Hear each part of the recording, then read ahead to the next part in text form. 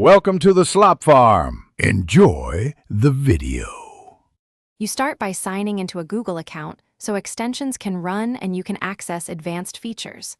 Open the specific YouTube video and scan the visible stats, views, likes, comments, and upload date. Once done, enable a trusted extension like vidIQ or TubeBuddy or open Social Blade in another tab. Those tools pull public analytics and historical trends. Make sure to allow the extension on YouTube.com. That gives you extra panels and estimated engagement numbers you can act on immediately. Next, focus on the core analytics you can access. On the video page, read public counts and, if available, any watch time listed. Then check your extension panel for estimated RPM, retention graphs, tags, and suggested topics. Once done, switch to the extension's historical view to compare 7-day and 30-day trends.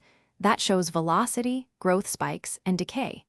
Make sure to note referral sources and search keywords the tool surfaces because they explain why traffic rose or fell and guide your analysis. Finally, save your findings. Export CSVs or take screenshots of graphs and key numbers so you can compare performance over time. Once done, correlate spikes with comment timestamps, community posts, or external promotions to explain sudden changes. If the extension or site shows incomplete data, clear your browser cache, disable and re-enable the extension, and reauthorize permissions. That fixes most loading or permissions problems. If something still fails, try a different extension briefly to confirm whether the issue is local or tool-specific. Thanks for watching.